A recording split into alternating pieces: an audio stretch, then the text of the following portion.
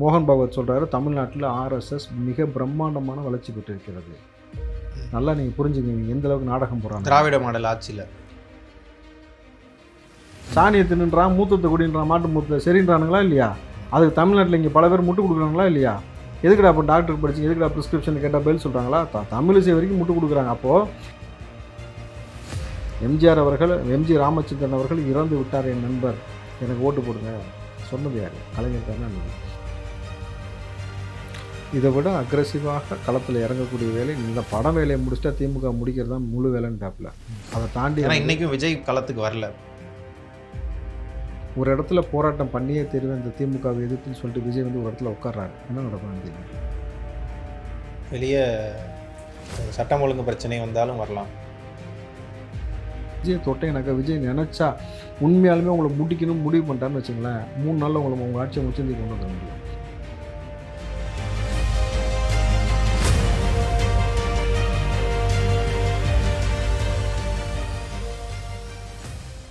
Rational voice Tamil நேயர்களுக்கு வணக்கம். இன்று நம் சிறப்பு நேர்காணலில் காங்கிரஸ் கட்சியைச் சேர்ந்த திரு ராவுத்தர் இப்ராஹிம் அவர்களை சந்திக்க இருக்கிறோம்.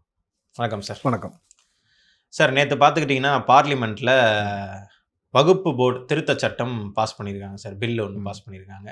பல தரப்புல இருந்து எதிர்ப்பு குரல்கள் வந்துகிட்டு இருக்கு. ஓவைசி அவர்கள் அந்த பில்லையை கிழிச்சு போட்டு போனார். தமிழ்நாட்டிலையும் தாவேகா மற்றும் பல கட்சிகள் போராட்டங்களை எடுத்திருக்காங்க. சட்டமன்றத்திலையும் இன்னைக்கு எதிர்த்து மசோதா நிறைவேற்றிருக்காங்க. உங்கள் தரப்புல இருந்து நீங்கள் அதை எப்படி பார்க்குறீங்க அந்த பில்லை? நான் முதலமைச்சருக்கு ஒரு கடிதம் எழுதுகிறேன். யாருக்கு? முதலமைச்சருக்கா? அவருக்கு ஏன் எழுதுறீங்க? பார்லிமெண்ட்டில் சொல்கிறேன். நான் ஒரு முதலமைச்சருக்கு ஒரு கடிதம் எழுதுகிறேன். எனக்கு ஆகாத 4 பேர் வந்து கடிதத்துக்குள்ளே பூந்து மாற்றம் பண்ணுறேன்னு சொல்லி மாத்துறேன். எந்த இடத்துல மாத்துறேன்? 44 இடத்துல மாத்துறேன். நான் என்ன கன்வே பண்ணணும் அது போய் கன்வே ஆகுமா? ஆகாது. மாற்றிட்டு அப்படி ஆகும். அதே போல் நீங்கள் வக்போர்டு திருத்த சட்டம்ன்ற பேரில் 44 இடத்துல நீ மாறுதல் கொண்டு வர, 44 இடத்துல நீ மாறுதல் கொண்டு வரும் பொழுது எப்படி இந்த வக்போர்டு சொத்து எந்த நோக்கத்தின் அடிப்படையில் கொடுக்கப்பட்டதோ அது அந்த மக்களுக்கு போய் சேரும்ன்றது ஒரு கேள்வி இருக்குது. ஏற்கனவே இங்கே என்ன பிரச்சனை இருக்குனாக்கா, வக்பு சொத்து என்பது கிட்டத்தட்ட பார்த்தீங்கன்னா இந்தியாவில் மிகப்பெரிய சொத்து 3வது இடத்தை பிடித்திருக்கிறது.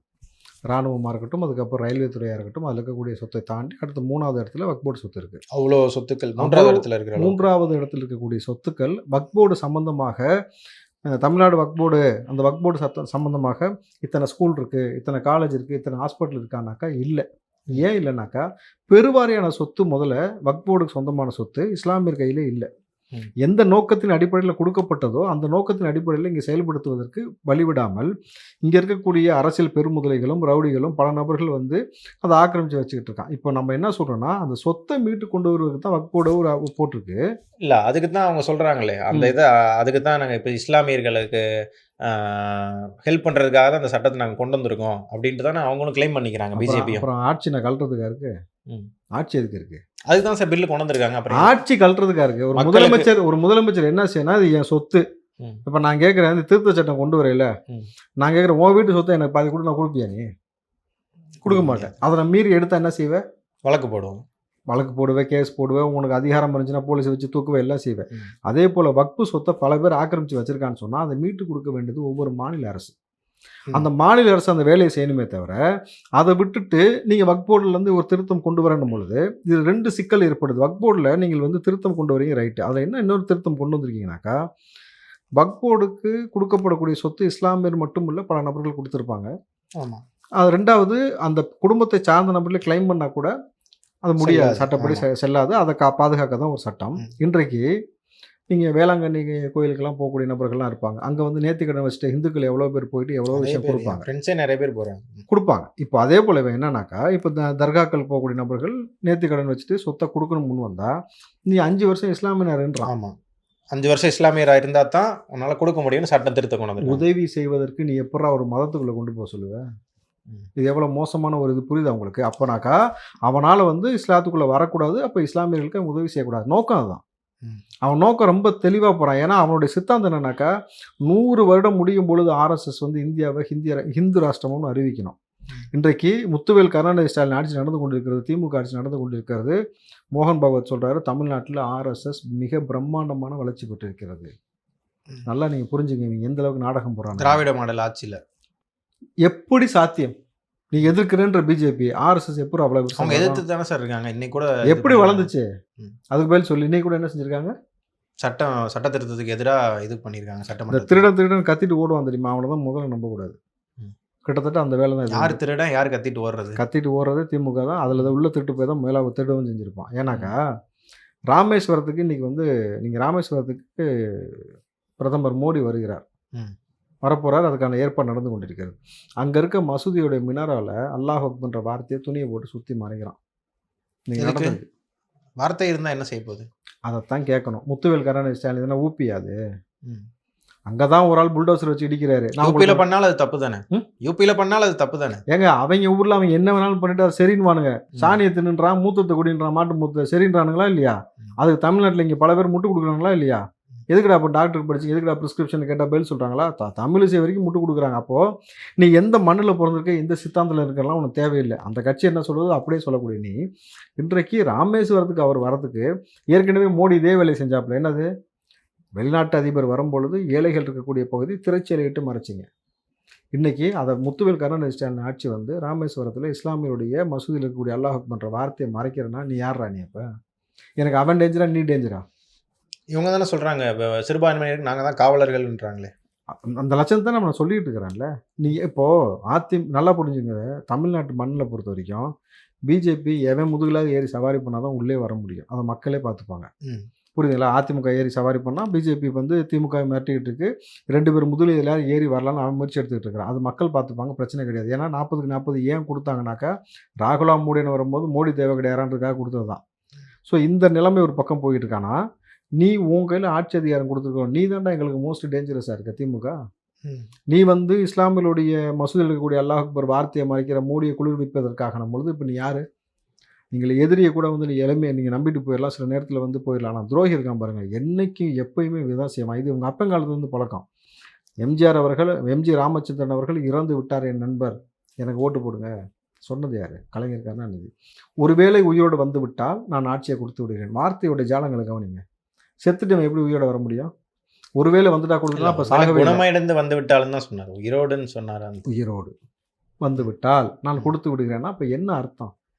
அப்போ நீங்கள் அன்னையிலேருந்து இன்னைக்கு வரைக்கும் நான் கேட்குறேன், சரி நீ இஸ்லாமியர் பாதுகாவலன்னு சொல்கிறல்ல, உதயநிதி தலைமையில் இஃப்தார் நிகழ்ச்சி நடத்தினாங்க ஏற்பாடுகள். அதற்கு நோன்பு வைத்து இஃப்தார் நோன்பு திறக்கக்கூடிய நிகழ்வுக்கு இஸ்லாமியர்கள் வராங்க. குப்பல்ற வண்டியில் கொண்டு வந்து வைக்கிற சாப்பாடு அந்த காணொலி இருக்குது, தரேன் உங்களுக்கு. நீ எப்பறம் எங்களுக்கு பாதுகாவலன்? நீங்கள் கண்டிப்பாக சொல்லுங்கள், அந்த குப்பை வண்டி ஓட்டக்கூடிய நபர் வந்து உணவுப் பொருளை, அதுவும் இஃப்தாருக்காக கொடுக்கக்கூடிய உணவுப் பொருளை குப்பை வண்டியில் ஏற்றுவானா? ஏற்ற மாட்டான். இன்ஸ்ட்ரக்ஷன் கொடுக்காம ஏற்றுவானா? ஏற்ற மாட்டான். உதயநிதி தலைமையில் நடக்குது. நிர்வாக கோளாறுன்னு பார்க்க முடியாது. ஒரு நிர்வாக கோளாறுன்னு ஆட்சியே கோளாறு. புரியுதா உங்களுக்கு? உதயநிதி ஸ்டாலின் அளவுக்கு அவர் அதுவே அவர் பார்த்துருப்பாரான்னு தெரியல. உதயநிதி பார்த்துக்கப்ப நடவடிக்கை எடுத்தியா? இன்னைக்கு எல்லா இடமும் பிரதமர் பேசப்பட்டுச்சு. யார் அந்த அதிகாரி? யார் சொன்னா? ஏன் நடவடிக்கை எடுக்கல? இது வரைக்கும் நடக்கலையே. உனக்கு என்ன இலக்காரம்? சிவாஜி கிருஷ்ணமூர்த்தி என்ன பேசினேன்? விஜய் அவர்கள் இஃப்தார் நிகழ்ச்சி நடந்ததுக்கு HSOன்னு பேசுகிற இஸ்லாமியர்கள். இப்போ நீ என்ன செஞ்சு வச்சிருக்க? அந்த நாய்களுக்கு இது போதும் கொடு அப்படின்ற மாதிரி தானே செஞ்சுருக்கீங்க. நீ எப்படி உதயநிதி பங்கு பெறக்கூடிய இதில் வந்து நீ இவ்வளோ எப்படி லத்தாஜி நெசா ஒரு விஷயம் நடத்த முடியும்? நான் கேட்குறேன், நாங்கள் உதயநிதி ஒரு நிகழ்ச்சிக்கு அழைக்கிறோம், நாங்கள் குப்பவண்டியில் கொண்டு வந்து கொடுக்குறோம் சோறை, சாப்பிடுவாரா? நிர்வாக கோளாறு நான் சொன்னால் ஏற்றுப்பீங்களா? பிரச்சனை ஆக மாட்டீங்க? எப்படா ஒரு துணை முதலமைச்சர் கலந்துக்கிற நிகழ்ச்சியில் நீங்கள் குப்பவண்டியில் இருந்து கூட கொடுப்பேன்னு எவ்வளோ பெரிய பிரச்சனையாக்குவீங்க? எத்தனை பேரை தூக்குவீங்க? உடனே சுகாதாரத்துறையெல்லாம் வந்து நிற்கும்ல, கலறதுக்காக இருக்குது சுகாதாரத்துறையே. உணவு பாதுகாப்பு அதிகாரி ஒருத்தர் ஹோட்டலில் சுற்றுறாரு தெரியுமா உங்களுக்கு? தர்பூசணி இப்போ அது ஒரு பிரச்சனையாக போயிட்டு இருக்கு. தர்பூசணி விடுங்க, பிலால் ஹோட்டலுக்கு வாசலுக்கு போனவருக்கு ஃபோன் வந்தோடனே ஆள் ரிட்டர்ன் போயிட்டார் தெரியுமா இப்போ? அப்போது நீ ஏன் இதை பற்றி பேசலை? ஒருத்தனும் மாசு ஏன் அதை பற்றி பேசலை? எதுக்காக வந்து உதயநிதி வரைக்கும் பேசலை? அண்ணா யூனிவர்சிட்டியிலேருந்து மாசு எதை பற்றியுமே பேசலை. பேசுவார் மாசு வந்து எதெல்லாம் பற்றி பேசுவார்னு எனக்கு தெரியும், நம்ம அதை பேசுவோம். ஆனால் அதை தான் சொல்கிறேன். அப்போது நீ முழுக்க இஸ்லாமியர்களை எந்த வடிவத்தில் கொண்டு போய் வச்சுட்டு நீ வக்ஃப் போர்டுக்கு வந்து இது பண்ணுறன்றதெல்லாம் சரி. வக்ஃப் போர்டுக்காக வந்து நீ வந்து குரல் கொடுக்குறல, டிவிக்கு ஏற்பாடு நடத்துதில்ல, அப்புறம் என்ன டேஷுக்கு போய் அரெஸ்ட் பண்ணுறீங்க? என்ன டேஷ்க்கு வந்து உங்களுக்கு அனுமதி? சாலை மறியல் பண்ணியிருக்காங்க, அதனால் அரெஸ்ட் பண்ண. ஒரு இடத்துல சாலை மறியலாம், எல்லா இடத்துலையும் எப்படி உங்களுக்கு பெருவாரியாக வந்து போலீஸை வச்சு அடக்குறீங்க? எந்த மாதிரி பண்ணுறீங்க? பனையூரில் சாலை மறியல் பண்ணியிருக்காங்க, அதனால் அரெஸ்ட் பண்ணியிருக்காங்க. சரி பண்ணிட்டோம், நீ தானே ஆதரவு கொடுக்கணும். உன் எதிர்ப்பு எப்படி பிரதிபலிப்பீங்க? சாலை மறியல்ன்றது ஒரு பப்ளிக் நியூசன்ஸ் மாதிரி ஆகாது. RSS சைலண்டாக வளர வர்றது அது என்ன நியூசன்ஸு? உங்களுக்கு புரிஞ்சுக்கோங்க. அப்போ திமுக இந்த வக்ஃப் போர்டு சட்டத்துக்குள்ளே இருக்கக்கூடிய உளவியல் சிக்கலை என்னன்னாக்கா, உங்களுக்கு வந்து அதில் வந்து ஒரு கலெக்டரை கொண்டு வரேன், ஒரு எம்எல்ஏ எம்பியை கொண்டு வரேன். தமிழ்நாட்டில் இருக்கவே எடுத்துக்கலாம். நீங்கள் வந்து தமிழ்நாடே இப்படி இருக்குன்னா வட மாநிலம் எப்படி இருக்குன்னு நீங்கள் அதை வந்து புரிஞ்சுக்கலாம். இல்லை அதுதான் நான் ஒரு கேள்வி கேட்டுடுறேன். நீங்கள் சொன்னது தான் அந்த காம்பிடென்ட் அத்தாரிட்டின்னு சொல்லிட்டு ஒரு இதுக்கு முன்னாடி என்னன்னா ஒரு கேஸ் போடுறாங்க, ஒரு டிஸ்பியூட் வருதுன்னா அதை வந்துட்டு வகுப்பு போர்டே போய் வாதாடலாம். ஆனால் இப்போ அந்த ரைட்ஸை வந்துட்டு கலெக்டர் கிட்ட கொடுத்துருக்காங்க. அது மட்டும் இல்லாமல் 22 பேர் அந்த வகுப்பு போர்டுக்குள்ளே வரலாம், ப்ளஸ் எம்எல்ஏ எம்பிக்களும் உள்ள வரலான் இருக்காங்க. அது எப்படி சார் ஒரு இது ப்ளஸ் 2 இஸ்லாமியர் அல்லாதவர்களும் வரலாம் அப்படின்னு கொடுத்துருக்காங்க. இதை எப்படி பார்க்குறீங்க? நாளைக்கு இந்து அறநிலையத்துறையில் எனக்கு ஒரு பொறுப்போடு நான் போய் உட்காடுறேன். ஒரு விஷயம் புரிஞ்சுக்கணும். முதல்ல எந்த மதத்தின் அடிப்படையில் இருக்கோ அந்த மதத்தை சார்ந்தவனுக்கு தான் அந்த நம்பிக்கை அதிகமாக இருக்கும்.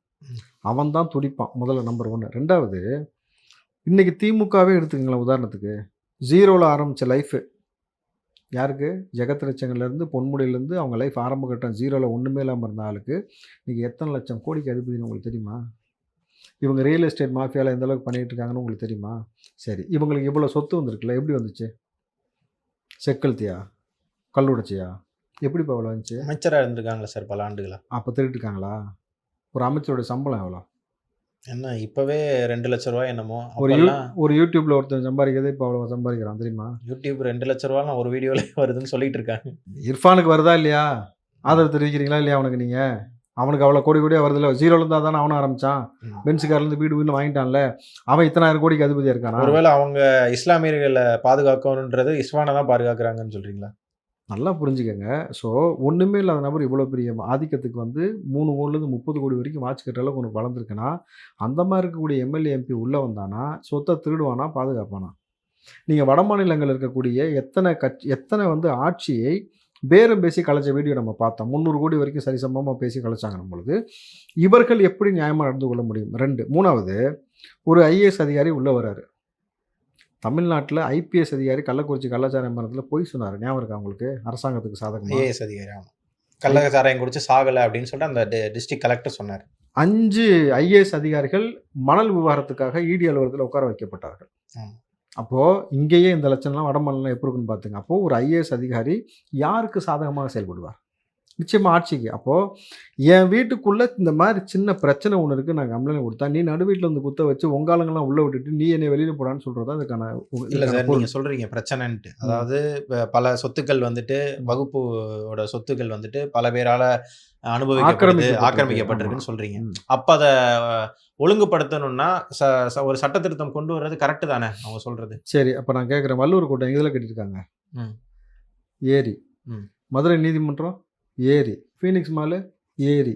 இதை மீட்டுருவியா? இதுக்கு என்ன சட்டம் கொண்டு வர போகிற சொல்லு? இல்லை சார், அதை ஒழுங்குபடுத்துறதுக்கு ஒரு நடைமுறை கொண்டு வந்தால் அது நல்லது தானே? அதைத்தான் இதெல்லாம் இடிச்சுட்டு கொண்டு வரையா ஒழுங்குமுறை சொல்லு.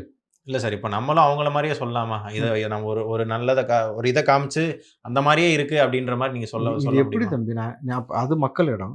ஏரி குளம்ன்றது நமக்கு தேவையானது. நீர்நிலை இல்லை, நீர்நிலையை வந்து ஒழுங்காக போய் தேங்குவதற்கு வழி இல்லாமல் அசம்பாவிதம் நடக்காவிட்டால் பரவாயில்லை. சென்னை, செங்கல்பட்டு, காஞ்சிபுரம், திருவள்ளூர் மட்டும் முங்குச்சு. போன முறை வந்து தமிழ்நாடு முழுக்க முங்குச்சுன்னும் பொழுது இதுபோல இது ஆக்கிரமிப்பு தான். ஆக்கிரமிப்பட்ட நீர்நிலைகளை பாதுகாப்பதற்கு எல்லாத்தையும் இடிச்சுட்டு மீட்டு கொண்டு வரதுக்கு சட்டம் நிறைவேற்றி கொண்டு வருவியா? வருஷம் 1500 கோடி கூவத்துக்கு ஒதுக்குறீல, எங்கே ஒதுக்குனேன்? எங்கே பதுக்குனேன்? ஏன் இன்னும் கூவத்தில் சாக்கடை ஓடிக்கிட்டு இருக்கு? உங்களுக்கு புரியுதா என்ன சிக்கல்னு? இவர்கள் சட்டம் கொண்டு வரேன்னு சொல்கிறதுனால யாருக்கு லாபம்? இஸ்லாமியர்களுக்கு அதனால் பயன் இருக்கிறதா அப்படின்றத நீங்கள் பார்க்கணும். இஸ்லாமியர்களுக்கு பயன் இல்லாமல் நீங்கள் உங்களுடைய சொத்துக்களை இவ்வளோ பெரிய சொத்தை எப்போ இவன் வச்சுக்கிட்டு இருந்தானா இவன் எப்படி ஒரு ஆதிக்கம் பெற்ற ஒரு மனிதனாக இருந்து விடுவார்கள்? இவருக்கு எல்லா நலனும் கிடைத்து விடும். இந்த சொத்தை வந்து நாளைக்கு வந்து நம்மளுடைய ஆட்சி மாறும் பொழுது இதையெல்லாம் வக்போட யாரெல்லாம் ஆக்கிரமித்து வச்சிருக்கான்னு சொல்லி கை காட்டுவான். ஆட்சி மாறும்பொழுது அவங்களாம் அரெஸ்ட் பண்ணுவாங்க, தூக்குவாங்க. இப்போவே அந்த சட்டத்தை மாற்றி மொத்தத்தையும் நம்ம கபலீகரம் செஞ்சுட்டா யாரும் கேள்வி கேட்க முடியாதுன்ட்டு ஆணவ போக்கில் ஒரு அரசாங்கம் செஞ்சுக்கிட்டு இருக்கணும். இதை எப்படி அனுமதிக்க முடியும்? திமுக நபர்கள் இன்னைக்கு வரைக்கும் பாருங்களேன், நான் என்ன சொல்கிறேன், ராமஜெயம் கொலை நடந்தது எதுக்குன்னு இன்ன வரைக்கும் தெரியலையா? நம்புறீங்களா? இன்னைக்கு வரைக்கும் உதயநிதிக்கு அடுத்து மிக முக்கியமான நபர், உதயநிதியை விட எனக்கு ரொம்ப முக்கியமான நபர்னு சொல்லப்பட்ட நபர் செந்தில் பாலாஜி. ஸ்டாலினே சொல்லியிருக்கிறாரு. செந்தில் பாலாஜி இவ்வளவு அதிகாரம் மிக்க நபராக இருக்கிறார். அவருக்கு இப்போவும் காம்படிஷன் ஜாஸ்தியாக இருக்குது. அதிமுகவில் உள்ள தூக்குறதுக்கு பிஜேபி ஒரு அழுத்தம் கொடுத்துக்கிட்டு இருக்கு. செந்தில் பாலாஜி அதிமுக பக்கம் கொண்டு வரணும்னு. அவ்வளவு மிக முக்கியமான நபர், ரூலிங் பார்ட்டியில் இருக்கிறாரு, அமைச்சராக இருக்காரு. அவர் தம்பியை காணாம் தெரியுமா உங்களுக்கு? இவ்வளோ நாளா கண்டுபிடிக்க முடியல. காணாமாப்பா, லில்லி புட்டு மாதிரி தூண்டு இருக்கிறாரு. அதனால யாரை தூக்கி டப்பாவில் வச்சு அடைச்சி வச்சிட்டாங்க. நம்புற மாதிரி இருக்கா உங்களுக்கு? அவர் அண்டர் கிரவுண்டில் இருக்கிறதா சொன்னாங்க அந்த இடி கேஸ்னால. எப்படி சாத்தியம்? அப்போது இங்கே அதிகாரம் யாருக்கு துணை நிற்கிறதுன்னு உங்களுக்கு புரியுது. சாமானிய மனுஷன் சார். இங்கே வந்து சாமானிய பெண் பிள்ளைகளுக்கு பாதுகாப்பு இல்லாமல் அண்ணா யூனிவர்சிட்டியில் நடந்த ஒரு பாலியல் வன்கொடுமைக்கு ஆதாரத்தை காவல்துறை வெளியிடுகிறதுனா கசிய விடுகிறது. அதன் மூலமாக எந்த பெண்களும் அதுக்கப்புறம் அதை பற்றி பேசிடக்கூடாதுன்னு ஒரு மிரட்டல் ஏற்படுகிறது. 10 வயது சிறுமி பாலியல் வன்கொடுமை செய்யப்பட்ட பிள்ளையை வந்து அந்த கம்ப்ளைண்ட்டை வாங்காமல் உள்ளே வச்சு பெற்றோர் நிர்வாணப்படுத்தி அடிக்கிற இந்த அனுதாபிக்கு இந்த அரசாங்கம் எவ்வளவு சப்போர்ட் பண்ணிச்சு. ஒட்டுமொத்த சிசிடிவி வேலை செய்கிறேன்னு சொல்லிச்சு. காரில் வந்தவன் காரை கக்கத்தில் வச்சுட்டு போனான். கார் வெளியே தானே போயிருக்கோம். அவனை யாருமே கண்டுபிடிக்க முடியல. எவ்வளோ பெரிய வேலையை மடைமாற்றுவதற்கு அண்ணாமலை அந்த பக்கம் ஏவி விட்டு சட்டையை அவுத்துட்டு சாட்டையில் அடிச்சுட்டு ஒரு குரலை வித்தை காமிச்சப்போ ஒரு அனுதாபிக்கே அதிகாரம் வந்து இவ்வளவு துணை போகிறது பொழுது இத்தனை கோடி கிட்டத்தட்ட நீங்கள் தமிழ்நாட்டில் சொத்துக்காக அரசியல் கொலைகள் நடந்தது எவ்வளவோ நீங்கள் பார்த்துருக்கலாம். தகராறுகள் நடந்து எவ்வளோ கொலைகள் நடந்திருக்கு. அப்போ இவ்வளவு பெரிய சொத்தை இந்தியாவில் 3வது பெரிய சொத்தாக இருக்கக்கூடிய சொத்தை கபலீகரம் செய்வதற்கு இவர்கள் எல்லோரும் சேர்ந்து உள்ளே விட்டாக்கா அவன் அதை அழிச்சிட்டு ஆக்கிரமிப்பானா, பாதுகாத்து கொண்டு வந்து இஸ்லாமியர்கிட்ட கொடுப்பானா? இன்னைக்கு வரைக்கும் சட்டம் இருக்குது. தனி மனிதனுடைய சொத்தை திருடக்கூடாதுன்ட்டு. இவ்வளோ பெரிய சொத்தை கபலீகரம் செஞ்சுருக்கீங்க. எந்த ஆட்சியும் கேள்வி கேட்கல. ஏன்னா 2 ஆட்சியில் இருக்கிறவனா அதை ஆக்கிரமிச்சு வச்சுட்டு உட்காந்துருக்கிறான். அப்போது இந்த வக்ஃப் போர்டு சொத்தை வந்து கேள்வி கேட்பதற்கான ஒரு வழிவகை பிறக்கணும். அடுத்து திரும்பவும் பிஜேபி வராத ஒரு ஆட்சி மாற்றம் நிகழும் பொழுது மத்தியில் வேறு மாதிரி ஒரு நிகழ்வு நடக்கும்னு தெரிஞ்ச பிறகு அவன் எப்படி கொண்டு வரான் பாருங்கள். ஒரே நாடு ஒரே தேர்தல். இப்போ வக்ஃப் போர்டில் எல்லாத்தையும் மாற்றிடலாம், ஒட்டுமொத்த ப்ராப்பர்ட்டி அடிச்சிடலாம். இந்த ஒரே நாடு ஒரே தேர்தலுக்கு அவனுக்கு இன்னும் கொஞ்சம் இடம்லாம் தேவைப்படுது. பல நபர்களை வந்து உள்ளே அனுப்புறதுக்கு. எப்படி அதானி எப்படி இந்தியாவில் இல்லை ஆசியாவில் மிக 2வது பெரிய பணக்காரனாக இருக்க முடியும்? இந்தியாவில் நம்பர் 1. எப்படி சாமானியனாக ஒரு பிஸ்னஸ் பண்ணிட்டு இருந்தவன் திடீர்னு மோடி வந்ததுக்கப்புறம் சார் நீ நல்லா யோசிச்சு பாருங்க, ஆசியாவில் 2வது பெரிய பணக்காரனா சாதாரண விஷயமா?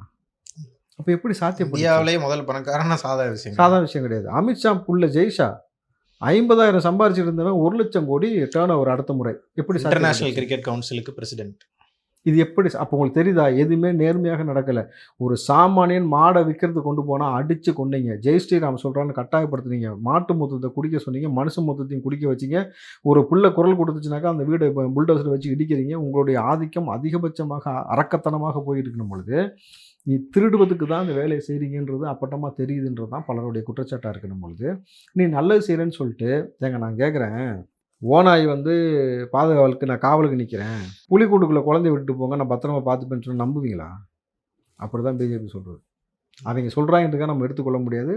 அதை விட எக்ஸ்ட்ரா உருட்டுறது திமுக. இவங்க சொல்கிறாங்கன்னு நம்ம எடுத்துக்க முடியாது. அப்போ 2 பேரும் இங்கே அதான் சொன்னேன்ல, பிஜேபியாவது யார் முதலாக ட்ராவல் பண்ண வேண்டிய அவசியம் இருக்கணும் பொழுது அவனை நம்ம 2வதாக பார்த்துக்கலாம். ஆனால் நம்ம ஆட்சி அதிகாரத்தை கொடுத்துருக்குறோம். அவன் தான் நம்மளை முதல்ல வந்து முதுகிலே குத்தி நம்மளை கொண்டுட்டுருக்கானா. அப்போ முதல்ல தெரத்தடிக்க வேண்டிய நபர் திமுகவை இருக்கணும் பொழுது இன்றைக்கு மோடிக்காக இவர்கள் சிவப்பு கம்பளம் விரித்து கொண்டிருக்கிறான் பொழுது இவர்களை அப்புறப்படுத்த வேண்டியதான் மிக முக்கியமான வேலையாக இருக்குது.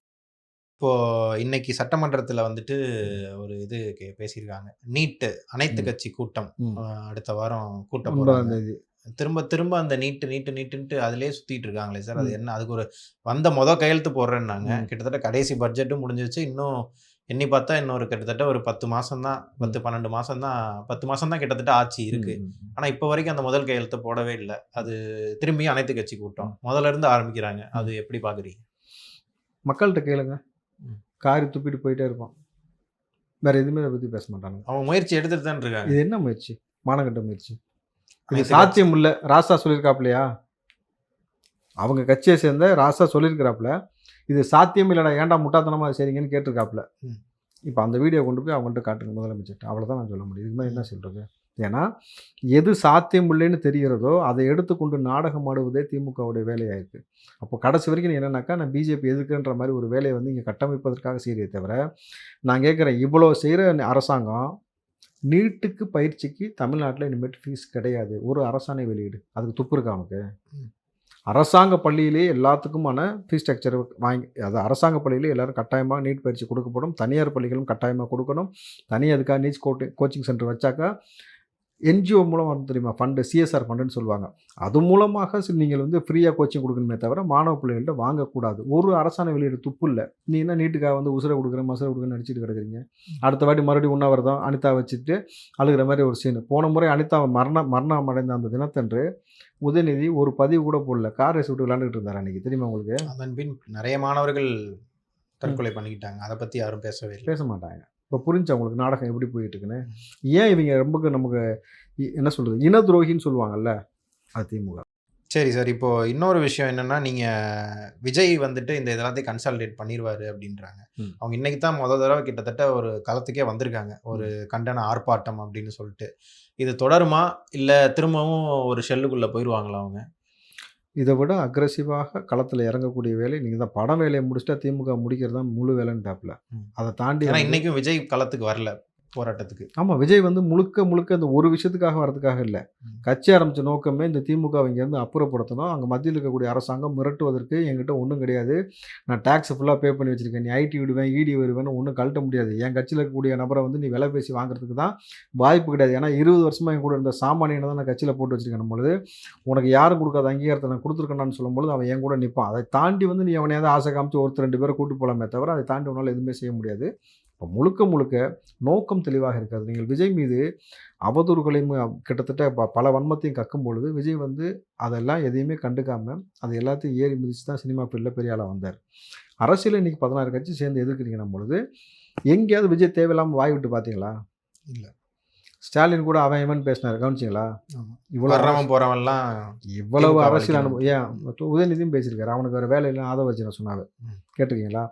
அப்போ அரசியல் இவ்வளோ தெரிஞ்சவங்களால வந்து ஒரு பக்குவமான நிலைப்பாடு இல்லாமல் உங்களுக்கு புத்தி பேதலித்தது போல ஒரு புதிதாக ஒரு நபர் வந்தோடனே உங்களுக்கு வந்து ஒரு பயம் ஏற்படுகிறது, வார்த்தையில் தடுமாற்றம் ஏற்படுகிறது. நீங்கள் விஜயை தனிப்பட்ட முறையில் வந்து நடிகை வச்சு கூட தாக்கிய பொழுதும் கூட எங்கேயுமே வந்து நிதானம் தவறாமல் வெல் பிளான்டாக ஃபோக்கஸ்டாக இருக்காரு. மூலம் இங்கேருந்து அடித்து விரட்டணும். நான் ரொம்ப தெளிவாக இருக்கேன். என் ஃபோக்கஸ் ரொம்ப கரெக்டாக இருக்கணும் பொழுது இன்னும் 1 வருஷம் இருக்குது எலெக்ஷனுக்கு. நீங்கள் இன்றைக்கே வந்து எல்லாமே வந்து கூட்டணி வச்சு நம்ம டிசைட் பண்ணுறதும் முடியாது. நீங்கள் அதுக்கு முன்னாடி வந்து திரும்ப 2 கட்டமா புலம்புறதையும் பார்க்க முடியும். கொடியேத்த விட மாட்டேங்கிறீங்க. அதுக்கப்புறம் அங்க தான் இருக்கேன்றீங்க. காலையில காலையில வந்துட்டு விஜய் எதிர்த்து அறிக்கை விடுவாரு. சாயங்காலம் வந்துட்டு கொடியேத்த விட மாட்டீங்க. அதை விட முக்கியமான விஷயம் நான் திருமாவளவன் சொன்ன விஷயம், யூடியூப்ல போய் யாரும் பேச வேண்டாம் கட்சி சார்பா. ஒரு பதிவு போட்டு வீடியோ அவரே வெளியிட்டிருக்காரு. ஏன் பேச வேண்டாம்? ஏன்னா, நீ ஏன்டா அப்படி முட்டாள்தனமா முட்டு குடுக்குறீங்கன்னு சொல்லி கேட்கும் பொழுது, ஆமா திமுக செய்தது தப்புன்னு சொல்லிடுறாங்க விசிகால. அப்போ வந்து நெருக்கடி ஏற்படுது. ஒரு தலைவன் என்ன சொல்லணும்? போய் பேசு, தர்க்க ரீதியாக பேசு, நம்மளுடைய சித்தாந்தத்தை சொல்லு, நம்ம கொள்கையை சொல்லுன்னு சொல்லணும்ல. ஏன் சொல்ல முடியல உங்களுக்கு? ஏன் வந்து ஒவ்வொரு இஸ்லாமிய கட்சிகளும் வந்து திமுகவோட மண்டிட்டு கிடக்க வேண்டிய அவசியம் என்ன? நீங்கள் இஸ்லாமிய கட்சி 2 கட்சி போய் அங்கே நின்று நீங்கள் மண்டிட்டு ஒட்டுமொத்த இஸ்லாமியரும் அப்பா ஜவஹர்லால் தான் எங்களுக்கு ஹெட்னு சொல்லிட்டு எல்லாம் ஓட்டு போட போகிறானா? இஸ்லாமியனை பொறுத்த வரைக்கும் முகமது நபி தான், அவரை தான் எல்லாமே பின்பற்றுவோம் பொழுது நீ எங்களுக்கு ஒன்றுமே கிடையாது. இவர்களை எதிர்த்து களமாடக்கூடிய வேலையை வந்து நிச்சயமாக விஜய் அவர்கள் நிச்சயமாக செய்வார்னும் பொழுது, களத்தை பொறுத்த வரைக்கும் எப்படின்னாக்கா, நீங்கள் டிவிகேவை எப்படி கன்வின்ஸ் பண்ணுறீங்க அப்படின்றது உங்களால் வந்து கிட்டத்தட்ட உங்களுக்கு அதிமுக என்ன செய்யுன்றது திமுகவுக்கு தெரியும். திமுக என்ன செய்யணும் அதிமுகவுக்கு தெரியும். டிவிக்கு என்ன செய்யுன்றது எங்களால் வந்து அனலைஸ் பண்ணவே முடியல. புதிய கட்சியாக இருக்கிறது. 2வது கிரவுண்ட் லெவலில் அந்த யங்ஸ்டர்ஸ் வந்து எல்லாத்தையுமே வந்து கவர் பண்ணிகிட்டே வரான் வீட் லெவலில். 3வது விஜய் களத்தில் இறங்கி போய் அதுக்கப்புறம் ஒவ்வொரு விஷயத்துக்காகவும் நிற்கும் பொழுது, சார் உங்களுக்கு மிகைப்படுத்தின மாதிரி தெரியும். ஆனால் நான் கேட்குறேன், ஒரு இடத்துல போராட்டம் பண்ணியே தருவேன் இந்த திமுகவை எதிர்த்துன்னு சொல்லிட்டு விஜய் வந்து ஒரு இடத்துல உட்கார்றாரு. என்ன நடக்கும்னு நினைக்கிறீங்க? வெளியே ஒரு சட்டம் ஒழுங்கு பிரச்சனை வந்தாலும் வரலாம். நீ கைது பண்ணி விஜயை கொண்டு போய் உள்ளே வச்சுட்டா அதுக்கப்புறம் என்ன நடக்கும்? சட்ட ஒழுங்கு பிரச்சனை. நீ மெரினாவாக இருந்தால் கேட்டு போட்டு தடுக்கலாம். இவன் என்ன பண்ணுவான்? தமிழ்நாட்டை தாண்டி அண்டை மாநிலத்துலேருந்து கிளம்பி வருவான் சாரசாரியா. நீங்கள் வந்து இவருக்கு கேரளாலேயும் சரி ஒவ்வொரு மாநிலத்திலையும் எவ்வளோ ஃபேன்ஸ் இருக்காங்கன்னு தெரியும். நீங்கள் விஜய் தொட்டைனாக்கா விஜய் நினச்சா உண்மையாலுமே உங்களை முடிக்கணும்னு முடிவு பண்ணிட்டாருன்னு வச்சுங்களேன், 3 நாளில் உங்கள் ஆட்சியை முச்சந்தி கொண்டு வந்துட முடியும். அவர் பொறுமையாக போகணுன்ற வரைக்கும் தான் பொறுமையாக போயிட்டு இருப்பார். நீங்கள் ரொம்ப ஒரு ஒரு ஒரு ஸ்டேஜுக்கு மேலே ட்ரிகர் பண்ணிங்கனாக்கா அது வேறு மாதிரி வெடிக்கும். ஏன்னா விஜய் சொன்ன வார்த்தை நீங்கள் கவனிங்க, யாருமே ப்ரெஷர் கொடுக்கலன்னு திமுககாரன் ஊட்டிக்கிட்டு இருந்தாங்கல்ல, விஜய் வெளிப்படையாக சொன்னாரா? எவ்வளவு ப்ரெஷர் மாநாடு ஆரம்பித்து இப்போ பொதுக்குழு வரைக்கும் நீங்கள் வந்து எவ்வளோ உங்களுக்கு அடக்குமுறை கொடுக்குறீங்க.